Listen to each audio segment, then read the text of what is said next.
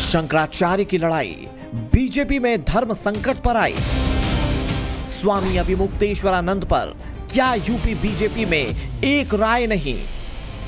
उत्तर प्रदेश के मुख्यमंत्री योगी आदित्यनाथ बोले, कालनेमी से सावधान। ऐसे तमाम कालनेमी होंगे जो धर्म की आड़ में सनातन धर्म को कमजोर करने की साजिश रच रहे होंगे। यूपी के डिप्टी सीएम केशव प्रसाद मौर्य का बयान, शंकराचार्य जी के चरणों में प्रणाम। पूज्य शंकराचार्य जी के चरणों में प्रणाम है, वो बढ़िया स्नान करें, उनसे प्रार्थना है। इसी अभिमुक्तेश्वरानंद के बयान से क्यों खड़े हो गए अखिलेश यादव के कान। अखिलेश यादव की समाजवादी पार्टी नमाजवादी पार्टी कही जाती है। शंकराचार्य का स्नान अधूरा लेकिन सियासी घमासान पूरा। उत्तर प्रदेश में शंकराचार्य स्वामी अभिमुक्तेश्वरानंद का संगम स्नान अधूरा रह गया, लेकिन इस पर राजनीतिक घमासान पूरा हो गया है। आज बसंत पंचमी पर भी उन्होंने संगम स्नान नहीं किया, लेकिन उनके स्नान को लेकर जो लड़ाई पहले संत वर्सेस संत और बीजेपी वर्सेस समाजवादी पार्टी की चल रही थी, अब वो बीजेपी बनाम बीजेपी की शक्ल भी लेती जा रही है। माघ मेले में शंकराचार्य स्वामी अभिमुक्तेश्वरानंद से जुड़े विवाद ने पार्टी को धर्म संकट में डाल दिया है। अभिमुक्तेश्वरानंद की कंट्रोवर्सी पर बीजेपी के अंदर पहले बयानों की क्रोनोलॉजी को समझिए आप। मुख्यमंत्री योगी आदित्यनाथ ने कल दोपहर हरियाणा के सोनीपत में एक धार्मिक कार्यक्रम के दौरान बगैर स्वामी अभिमुक्तेश्वरानंद का नाम लिए कालनेमी संज्ञा का इस्तेमाल किया। माना गया कि ये शब्द इन्होंने स्वामी के लिए हैं।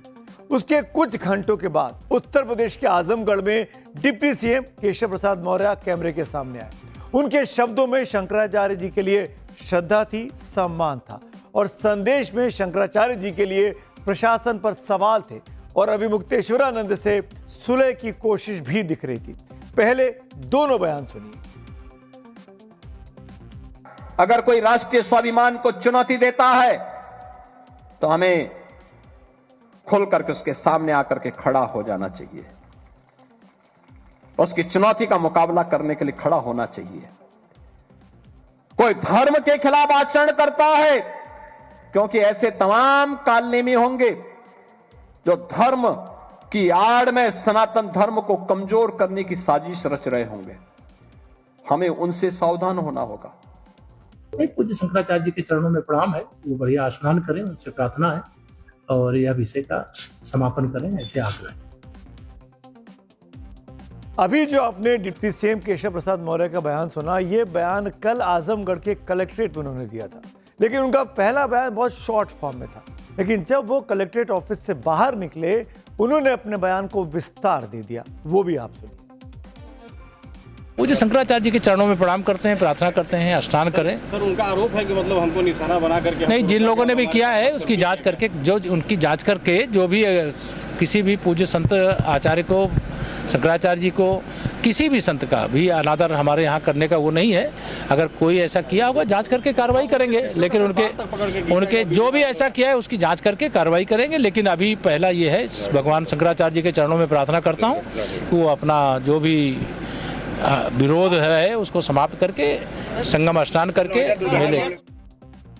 एक शख्स भगवान शंकराचार्य बोल रहा है, एक शख्स कालनेमी बोल रहा है। कालनेमी रामायण में एक रावण का जिक्र है, उसके साथ कालनेमी नाम का जिक्र आता है। यानी कालनेमी को नकारात्मक संज्ञा के तौर पर देखा जाता है और बिल्कुल उल्टा केशव प्रसाद मौर्य बोले। वैसे ये पहली बार नहीं हुआ है, पहले भी कई मौके आए जब मुख्यमंत्री योगी आदित्यनाथ से केशव प्रसाद मौर्य की लाइन अलग सुनाई दी है। वो भी क्या क्या रही है मैं आपको आगे याद दिलाऊंगा, लेकिन अगर आप भूल गए होंगे तो आपको उस पर अंडरलाइन करते हुए सुनाऊंगा। लेकिन एक दूसरी बात पहले कर लेता हूं और वो ये कि अभिमुक्तेश्वरानंद को लेकर सरकार के दो शीर्ष चेहरों के बीच ये विरोधाभास आखिर क्या संकेत दे रहा है। केशव प्रसाद मौर्य के अतीत और वर्तमान में शंकराचार्य विवाद को देखते हुए उनके इस बयान पर अब एक नई बहस छिड़ गई है। सवाल उठे हुए हैं, आखिर माघ मेला प्रशासन और डिप्टी सीएम के स्टैंड अलग अलग क्यों हैं।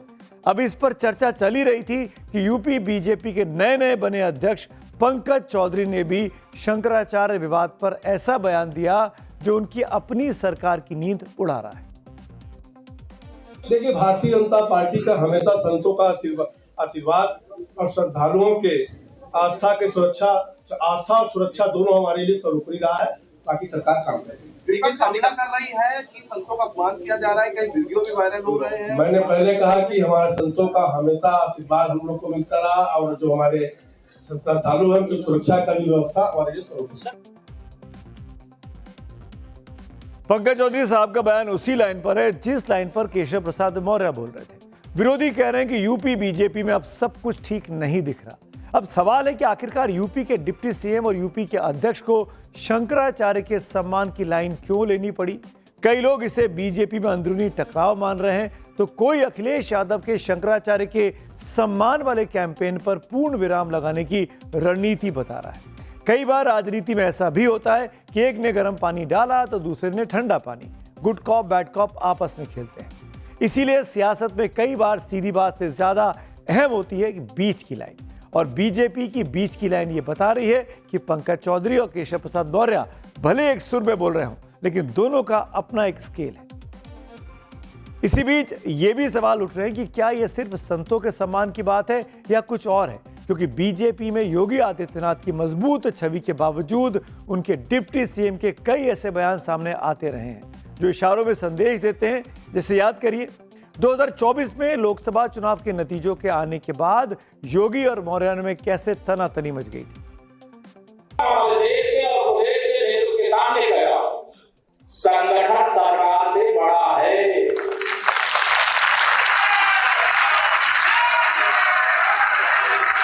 संगठन से बड़ा कोई नहीं होता है। संगठन सरकार से बड़ा है, बड़ा था, बड़ा रहेगा। संगठन बड़ा है। मौर्य का यह बयान जुलाई 2024 का है। उस वक्त बीजेपी की राज्य कार्य समिति की बैठक में केशव मौर्य ने कहा कि संगठन सरकार से बड़ा है, कोई संगठन से बड़ा नहीं है। तब उनका यह कहना योगी सरकार पर अप्रत्यक्ष हमला माना गया। खासकर 2024 के लोकसभा चुनाव में बीजेपी के पक्ष में जो परिणाम आए उसके बाद यह बयान बहुत महत्वपूर्ण हो जाता था। लेकिन तब से अब तक योगी और केशव प्रसाद मौर्य से जुड़ी कई और खबरें आई हैं, जिससे सवाल उठे कि क्या यूपी में सीएम और डिप्टी सीएम के बीच सब कुछ ठीक नहीं है।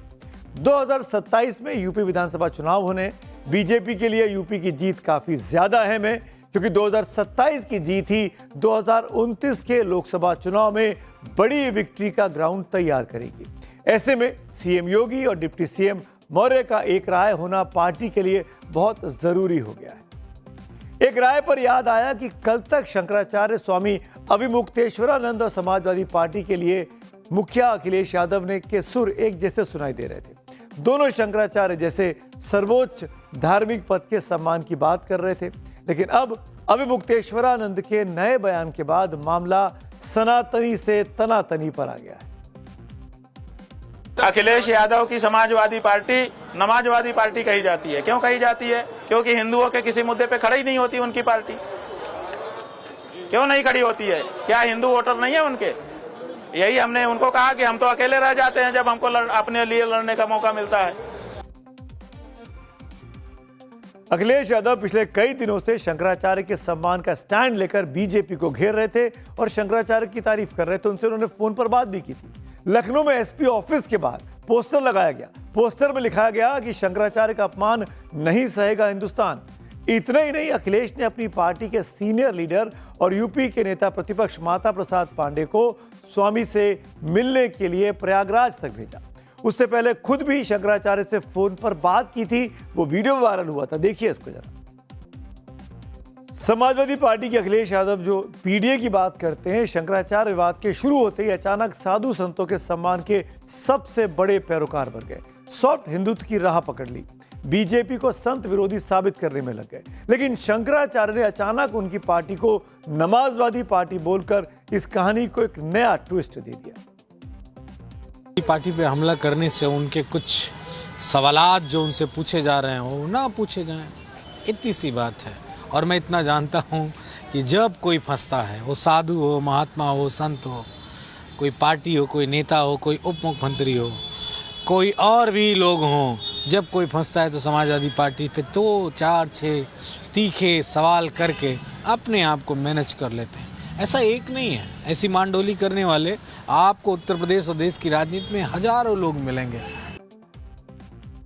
यानी यूपी की सियासत में संतों का मुद्दा सिर्फ धार्मिक नहीं रह गया, ये अब सियासी दिशा तय करने वाला औजार बन चुका है। बात अभिमुक्तेश्वरानंद से शुरू हुई थी तो अंत भी वहीं से होगी, लेकिन उसके लिए इस तस्वीर को देखिए। ये तस्वीर बसंत पंचमी स्नान की है, यानी आज की ही है। पूरी पीठ के शंकराचार्य स्वामी निश्चलानंद जी सरस्वती संगम स्नान के लिए व्हील चेयर पर गए। वो चलने में असमर्थ है, उनको तकलीफ है, इसीलिए व्हील चेयर से उन्हें ले जाया गया। निश्चलानंद जी भी शंकराचार्य हैं, हिंदू समाज में उनका बहुत सम्मान है, उन पर कोई विवाद भी नहीं है। वो भी सरकारों के खिलाफ बोलते हैं या कहें कि धर्म के पक्ष में बोलते रहे हैं, लेकिन उन्होंने ये जिद नहीं पकड़ी कि जाएंगे तो पालकी में ही जाएंगे, अपनी तमाम भीड़ के साथ जाएंगे, कुंभे के साथ जाएंगे। तो फिर मौनी अमावस्या के स्नान के लिए अभिमुक्तेश्वरानंद ने पालकी वाली जिद क्यों पकड़ी थी? खुद निश्चलानंद जी महाराज अभिमुक्तेश्वरानंद के स्नान वाले विवाद पर अब क्या कह रहे हैं, वो भी आपको सुनना चाहिए। व्यवस्था है महाराज जी अनुकूल, बहुत अच्छी बात। अच्छा महाराज जी, कुछ संत हैं जिनको नहाने के लिए उस दिन रोका गया था, उनको लेकर के क्या कहेंगे?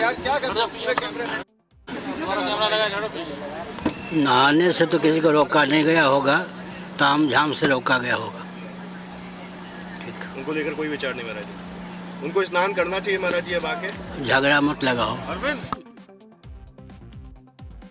झगड़ा मत लगाओ, यानी कहानी को अब और ज्यादा मीडिया को नहीं खींचना चाहिए। अब बात करते हैं आज की एक और कहानी की, जो कि कांग्रेस के अंदर मची कलह की है, केरल की, जहां पर कांग्रेस की तबीयत उसके नेता ही खराब कर रहे हैं।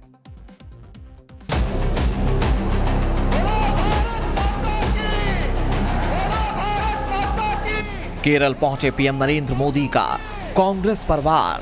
कांग्रेस यहां केरला में भी कट्टरपंथियों को बढ़ावा दे रही है। केरल में और बढ़ी कांग्रेस थरूर वाली दरार। थरूर हो रहे कांग्रेस से दूर या कांग्रेस दिखती मजबूर? केरल पर कांग्रेस ने बुलाई मीटिंग, थरूर ने क्यों अलग राह अपनाई?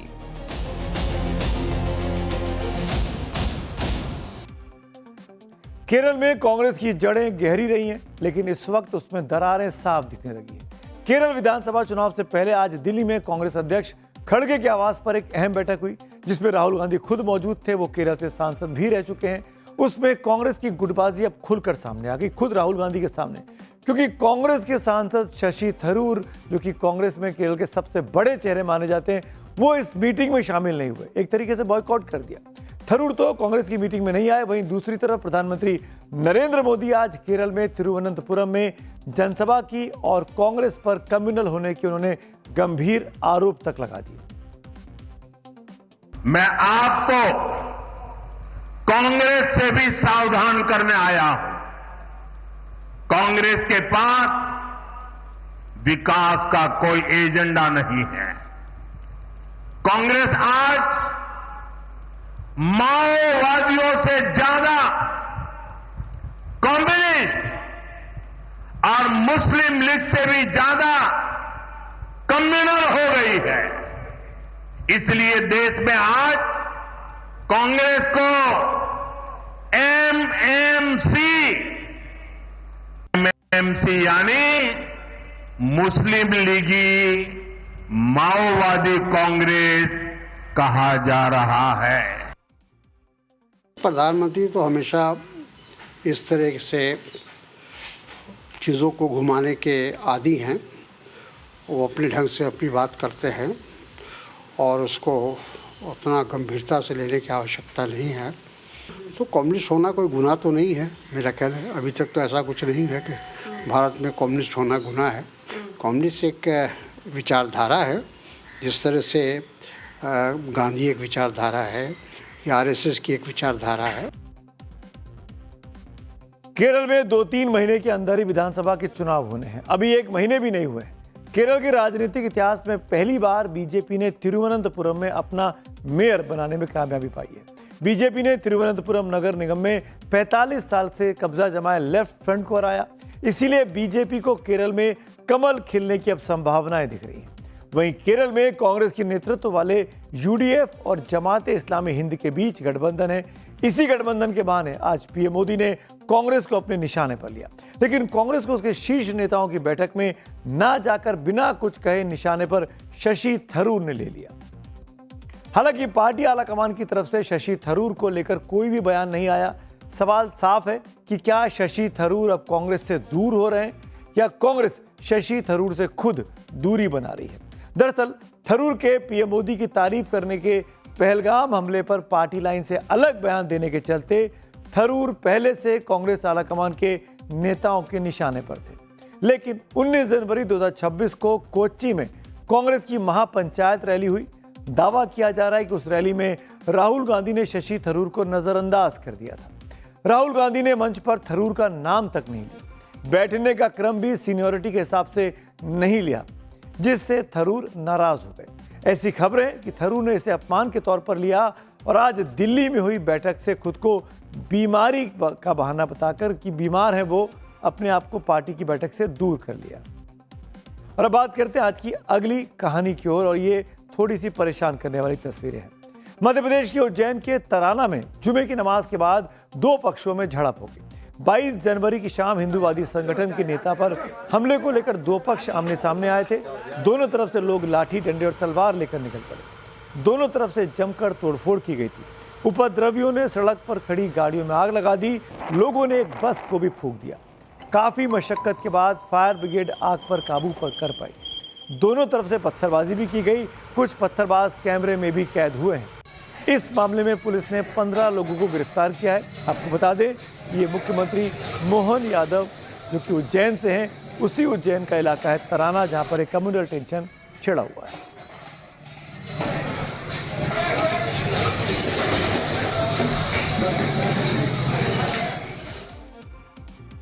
और धर्म को जब नफरत का हथियार बनाया जाता है तो उज्जैन जैसी घटना होती है। लेकिन ऐसी घटनाओं की आग में ही घी तब पड़ता है जब राजनीतिक दल अपने फायदे के लिए रंगों को भी अलग अलग धर्मों में बांट देते हैं। इसीलिए अब बात होगी हरा वर्सेस भगवा वाली सियासत की, जिसका हम बिल्कुल भी पैरोकार नहीं करते। राजनीति में रंग ऐसे ही होते हैं। मौसम चल रहा है 26 जनवरी का, तिरंगे का, और तिरंगे के वक्त में कैसे देश को एकजुट होना चाहिए, तीनों रंगों की बात करनी चाहिए। लेकिन यहाँ तो हरा और भगवा की लड़ाई चल रही है। बात यह महाराष्ट्र की, हरा बनाम भगवा हो गया, झगड़ा तेज। इसीलिए हमारे राष्ट्रीय झंडे में ये दोनों रंग हैं और दोनों का रंग, सम्मान और उनकी जो हैसियत है वो बिल्कुल बराबर की है। 3 दिन बाद, जैसा कि मैंने बताया, 26 जनवरी को जब देश गणतंत्र दिवस मनाएगा तो राजधानी दिल्ली के कर्तव्य पथ से लेकर देश के गांव-गांव में पंचायत तक हर जगह तिरंगा लहरा रहा होगा। ये तिरंगा भारत की विविधता, एकता और गौरवशाली विरासत का जीवंत प्रतीक है। राष्ट्रध्वज के ऊपर पट्टी केसरिया है या फिर भगवा कह लें, यह शक्ति, साहस, त्याग और बलिदान को दिखाता है। सबसे नीचे का रंग हरा है जो कि समृद्धि, हरियाली और किसानों की मेहनत को समर्पित माना जाता है। बीच की पट्टी सफेद रंग की है जो कि शांति, सत्य, शुद्धता और सद्भाव का संदेश देती है। जबकि बीच में नीले रंग से अशोक चक्र बना हुआ जो कि निरंतर प्रगति, न्याय को दर्शाता है।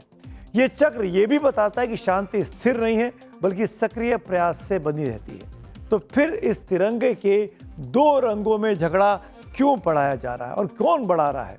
आप उन राजनीतिक शख्सियतों को, उनके चेहरों को पहचान लीजिए। राजनीतिक लड़ाई क्यों हो रही है इस तिरंगे के मौसम में?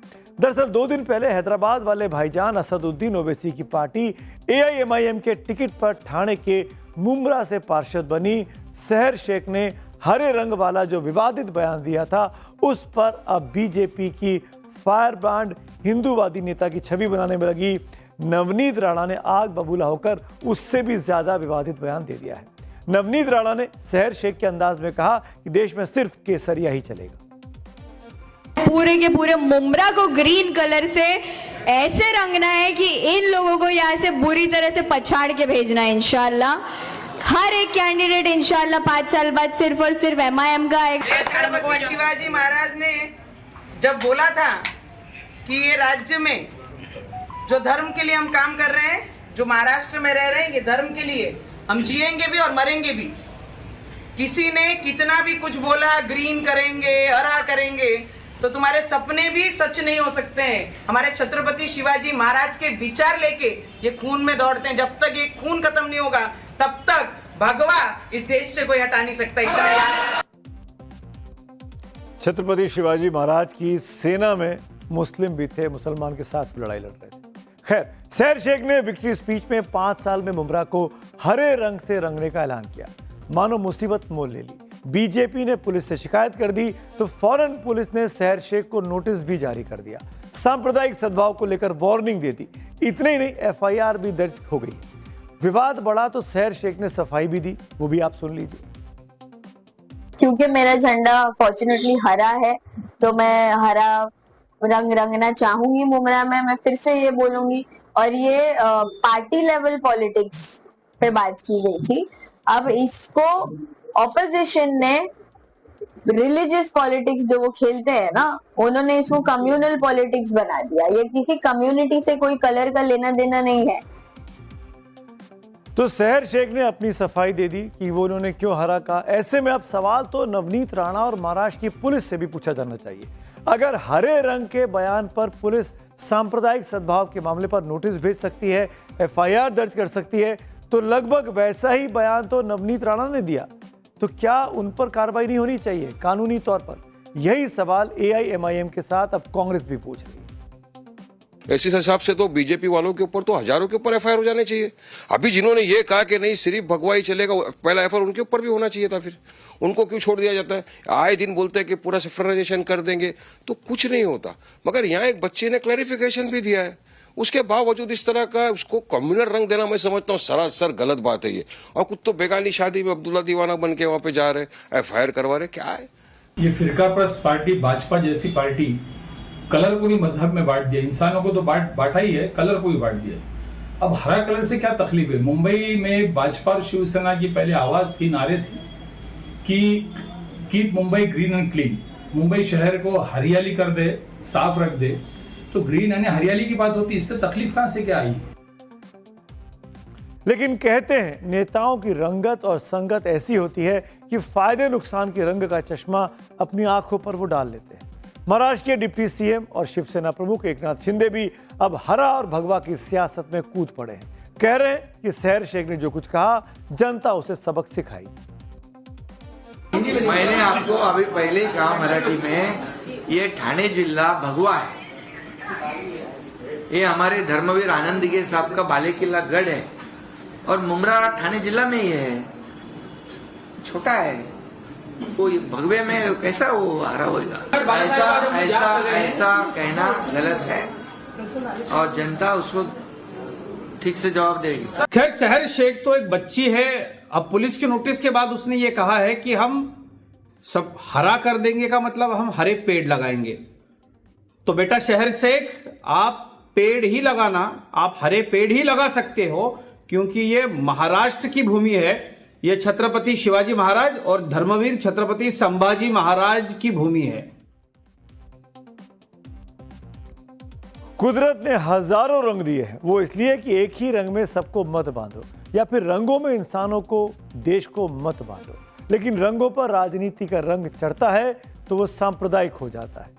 महाराष्ट्र में पहले सहर ने रंग पर जहर बोया और फिर नवनीत राणा ने। अब ये नेता भले ही अपने बयान के अलग अलग मायने बताएं, लेकिन धर्म जैसे संवेदनशील मसले पर सोच समझकर बोलना ही चाहिए। और अब बढ़ते हैं अगली कहानी की ओर। संभल से सुर्खियों में आए एएसपी अनुज चौधरी पर एफआईआर तो नहीं हुई, लेकिन इस चक्कर में संभल के जजों पर ट्रांसफरों का चक्कर जरूर चल गया है। 48 घंटे में यहां के चीफ जुडिशियल मजिस्ट्रेट यानी सीजीएम का फिर से ट्रांसफर हो गया है। अब आदित्य सिंह की जगह दीपक कुमार जायसवाल संभल के नए सीजीएम बना दिए गए। आपको याद होगा 18 सितंबर 2025 को विभांशु सुधीर यहां के सीजीएम बने, जिन्होंने अनुज चौधरी पर एफआईआर दर्ज करने का आदेश दिया था। इसी महीने में 20 जनवरी को 4 महीने के छोटे से कार्यकाल में सीजीएम विभांशु सुधीर का ट्रांसफर कर दिया गया। आदित्य सिंह संभल के सीजीएम बनाए गए।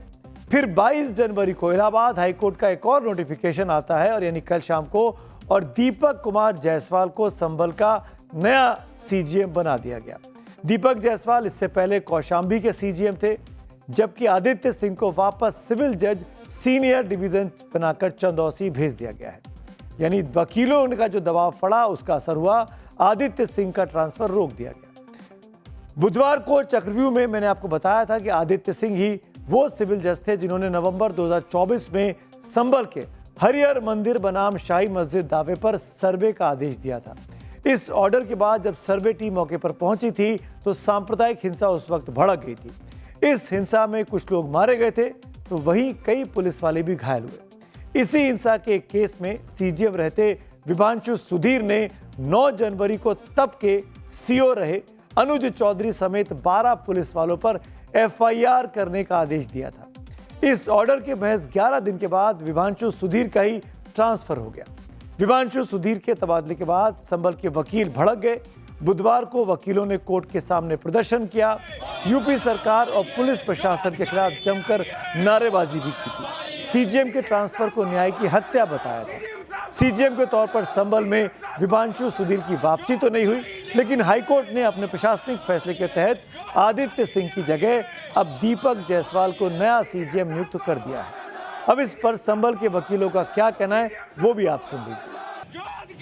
ये हाई कोर्ट का एक प्रशासनिक आदेश है और समय समय पर इस तरह के प्रशासनिक आदेश होते रहते हैं और न्यायिक अधिकारियों के ट्रांसफर जो होते हैं वो उसी प्रशासनिक आदेशों के अधीन होते हैं। इसमें किसी कोई ऐसी घटना विशेष या कोई आदेश विशेष के कारण ये ट्रांसफर नहीं हुआ है। तो संभल की इस सीजीएम की ट्रांसफर पॉलिटिक्स पर अब एक सियासी बयानबाजी भी शुरू हो गई है। सपा और भाजपा आमने सामने। मुझे लगता है विपक्षी पार्टियां किसी भी विषय के ऊपर संवेदनशीलता से बात करनी चाहिए। किसी भी न्यायिक प्रक्रिया, प्रशासनिक प्रक्रिया और वैधानिक प्रक्रिया को तकनीकी दृष्टि से देखना चाहिए। They have to look it technically rather than politically. And as far as opposition parties are concern, उन्हीं के दौर में संभल में वो खौफनाक मंजर देखने को मिला था जिसकी वजह से आज संभल में भारी डेमोग्राफिक चेंज देखने को मिलता है। जितनी कुछ भी पत्रकथा लिखी गई वो सिर्फ और सिर्फ आदित्य सिंह के उस निर्णय से हुई और आज उनको वहां बना के बीजेपी और योगी आदित्यनाथ ने उस विवाद को और गहराने का पूरा प्रयास किया था, लेकिन विपक्ष की लगातार मांग के चलते आदित्य सिंह को वहां से हटाया गया है। मैं उम्मीद करता हूं कि आने वाले समय में जो प्रोटेक्शन किया जा रहा है, चाहे वो अनुज चौधरी का हो या आदित्य सिंह का हो, इन सब से सरकार को अपना पल्ला झाड़ना चाहिए। समाजवादी पार्टी के नेता मनोज यादव संभल के सीओ रहे अनुज चौधरी को सरकारी प्रोटेक्शन का सवाल इसलिए उठा रहे हैं कि संभल के सीजीएम कोर्ट ने 9 जनवरी को जिस न्यायिक आदेश में अनुज चौधरी समेत 12 पुलिस वालों पर एफआईआर का आदेश दिया था, उस ऑर्डर का क्या हुआ। क्योंकि ज्यूरिस्प्रूडेंस में किस जज ने आदेश दिया था ये मायने नहीं रखता। वो जज अब सीजीएम है या कोई और, ये भी मायने नहीं रखता जब तक कोई ऊपरी अदालत लोअर कोर्ट के न्यायिक आदेश पर स्टे न लगा दे, तब तक पुराना आदेश ही मान्य रहता है। एफआईआर दर्ज करने की डेडलाइन खत्म हो चुकी है। दावा तो यह किया जा रहा था कि सीजीएम कोर्ट के आदेश के खिलाफ यूपी सरकार और पुलिस की ओर से हाई कोर्ट में 22 जनवरी के पहले अपील दायर कर दी जाएगी। कल अपील फाइल नहीं हुई। इस अपील को लेकर कहां पेच फंसा है, इस पर बात करने के लिए अब कोई भी तैयार नहीं दिख रहा। और अब बात करेंगे अगली कहानी की, जो है अमेरिकी राष्ट्रपति ट्रंप की, जिन्होंने ईरान के दरवाजे पर युद्ध वाली दस्तक दे दी। 1991 में एक फिल्म आई है सौदागर। फिल्म में अभिनेता राजकुमार का एक दमदार डायलॉग था। राजकुमार दिलीप कुमार से कहते हैं, जानी हम तुम्हें मारेंगे और जरूर मारेंगे, लेकिन वो वक्त भी हमारा होगा, बंदूक भी हमारी होगी और गोली भी हमारी होगी। ये तो खैर फिल्मी डायलॉग है, लेकिन कुछ इसी अंदाज में ट्रंप ने भी खामनाई के खात्मे की रियल स्क्रिप्ट जैसे तैयार कर ली है। इंटरनेशनल पंगेबाज ट्रंप ने ईरान पर चढ़ाई का फाइनल ट्रिगर दबा दिया है। अमेरिका का सबसे विध्वंसक युद्धपोत यूएसएस अब्राहम लिंकन ईरान को घेरने के लिए आगे बढ़ गया है। अमेरिका के जंगी बेड़े का ईरान के दरवाजे पर पहुंचना इस बात का संकेत है कि कुछ बड़ा होने वाला है। अब सवाल यह है कि क्या ट्रंप की खामेनेई को दी धमकी सच होने वाली है? क्या अब ट्रंप ईरान को खामेनेई मुक्त बनाने वाले हैं या ये सिर्फ डराने की रणनीति है? अमेरिकी aircraft carrier USS Abraham Lincoln को स्पेशल ऑपरेशन के लिए ही रवाना किया जाता है। ये अपने साथ पूरा जंगी बेड़ा लेकर चलता है। इसे अमेरिका के दुश्मनों का काल कहा जाता है। इसमें इतनी ताकत है कि अकेले ही ईरान की पूरी सेना को धूल चटा सकता है। इसमें गाइडेड मिसाइल, क्रूज विध्वंसक जहाज, सबमरीन और युद्धपोत शामिल होते हैं। यूएसएस अब्राहम लिंकन समंदर में चलने वाला सबसे बड़ा जंगी बेड़ा माना जाता है, जिस पर अमेरिका के सबसे घातक लड़ाकू विमान तक तैनात है। ईरान पिछले कई सालों से पश्चिम की आंखों में खटक रहा है। खामेनेई को इजराइल और अमेरिका दुश्मन नंबर 1 मानते हैं। अमेरिका ने ईरान पर प्रतिबंध लगाए, ठिकाने उड़ाए और खुली सैन्य धमकी दी। लेकिन जब ईरान नहीं झुका तो उसके परमाणु ठिकानों पर अमेरिका ने बम बरसा दिए। ये तस्वीरें जो इस वक्त आप देख रहे हैं जुलाई 2025 की हैं, जब अमेरिका ने ईरान के परमाणु संयंत्रों पर B-2 स्पिरिट स्टिल्थ बॉम्बर से बारूदी बारिश की थी। इसके बाद ईरान का परमाणु कार्यक्रम खटाई में पड़ गया था। लेकिन खामेनेई के खिलाफ विरोध की आग का ज्वालामुखी फट पड़ा है और इसकी हवा दी है ट्रंप ने। खामेनेई के खिलाफ विरोध प्रदर्शन की ये तस्वीरें भले ही तेहरान की हो, लेकिन इनकी स्क्रिप्ट व्हाइट हाउस में लिखी जाती है। दरअसल अमेरिका ईरान में विरोध की आग लगाकर खामेनेई को खामोश करना चाहता है। कभी खबर आई खामेनेई डर से भाग गए, कभी खबर आई खामेनेई ने बंकर में पनाह ले ली, कभी खबर आई अमेरिका को खामेनेई की लोकेशन मिल चुकी है। लेकिन अब तक खामेनेई अमेरिका की पहुंच से बाहर दिखे। तेहरान से भी प्रोटेस्ट की तस्वीरें आना फिलहाल बंद हो गई हैं। करीब 3 हफ्ते तक हजारों लोग सड़कों पर रहे जो सत्ता परिवर्तन की मांग कर रहे थे। ईरान के सुप्रीम लीडर खामेनेई के नेतृत्व वाले शासन ने काफी जद्दोजहद के बाद इस विरोध को दबाया है, जिससे ट्रंप का गेम प्लान खटाई में पड़ता दिखता है। लिहाजा अब खामेनेई के खिलाफ अमेरिका ने अपना सबसे बड़ा बाहुबली मैदान में उतार दिया है। मैदान कहिए या समंदर कहिए, अमेरिका हमला करेगा या नहीं करेगा, कभी करेगा या बाद में करेगा, इस पर एक्सपर्ट्स की अलग अलग राय है। लेकिन अमेरिकी युद्धपोत कोई एंट्री ने मिडिल ईस्ट में तनाव को बढ़ा दिया है। इससे इजराइल भी वॉर मोड में चला गया है। जानकारों का मानना है कि अगर अमेरिका ने हमला किया तो ईरान सीधे अमेरिका से लड़ने की बजाय मिसाइलों का मुंह इजराइल की तरफ मोड़ सकता है। हमास और हिजबुल्लाह के कंधे से इजराइल को निशाना बना सकता है। इजराइल डिफेंस फोर्सेस के chief of staff lieutenant general Eyal Zamir ने कहा कि सेना किसी भी खतरे का सामना करने के लिए तैयार है। इजरायली अखबार द टाइम्स ऑफ इजराइल के मुताबिक इजरायली सेना इस वक्त हाई अलर्ट पर है। ईरान के ऊपर युद्ध का खतरा लगातार बढ़ता चला जा रहा है और ऐसा लगता है किसी भी समय ये युद्ध हो सकता है। मगर इसमें कुछ अड़चनें भी हैं जिसके कारण ये अभी तक शुरू नहीं हो पा रहा। पहली अड़चन तो यह है कि इजराइल स्वयं नहीं चाहता कि अभी हो, वो पूरी तरीके से मिलिट्रीली तैयार नहीं है। कहा जाता है कि पिछले युद्ध में जो हुआ था ईरान और इजराइल के बीच में, उसमें उसका काफ़ी वेपन सिस्टम डिस्ट्रॉय हो गया है। इस कारणवश वो अभी समय चाहता है। एक तरफ ईरान के ऊपर ट्रंप के विरोध का बम फटने की चर्चा है, तो दूसरी तरफ खबर यह भी है कि किसी ने ट्रंप को मारने की सुपारी दे दी है। लेकिन सवाल यह है कि ट्रंप की जान के पीछे कौन पड़ा है और क्यों पड़ा है। वैसे तो उनकी जुबानी जंग दुनिया से चल रही है। टैरिफ को हथियार बनाकर ट्रंप खूब हमला कर रहे थे, लेकिन अब बात टैरिफ से आगे निकलती दिख रही है। ट्रंप की सुरक्षा पर सवाल उठ रहे हैं। दावोस जाने से पहले ट्रंप ने एक इंटरव्यू में ईरान को धमकी देते हुए कहा था कि अगर ईरान ने उन पर कोई हमला कराया या उनकी हत्या की साजिश रची गई तो अमेरिका ईरान को दुनिया के नक्शे से मिटा देगा। दरअसल कुछ दिन पहले ही ईरान के सरकारी चैनल ने डोनाल्ड ट्रंप को जान से मारने की सीधी धमकी देते हुए कहा था कि इस बार गोली नहीं चुकेगी।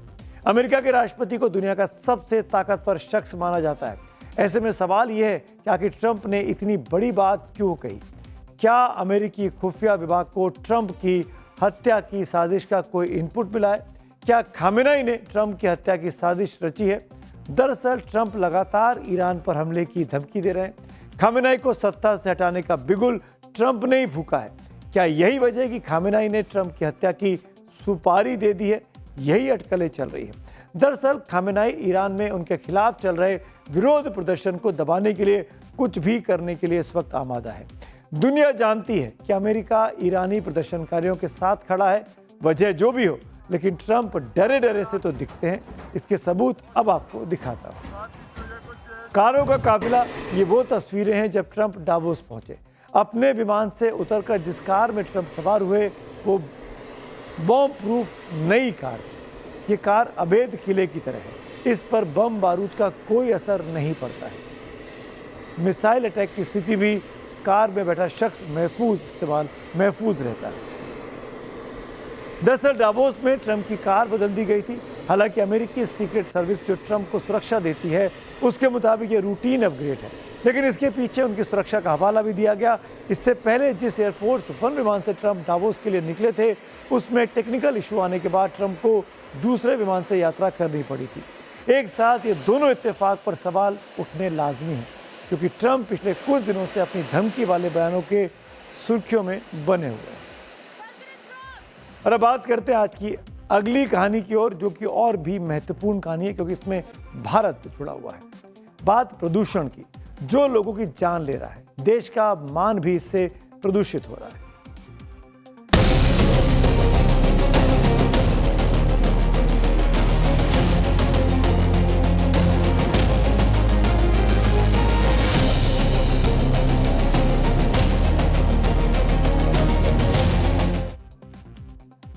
दिल्ली एनसीआर में कल रात से बारिश हो रही है, लेकिन फिर भी यहां का प्रदूषण लेवल 250 से 300 AQI के बीच है।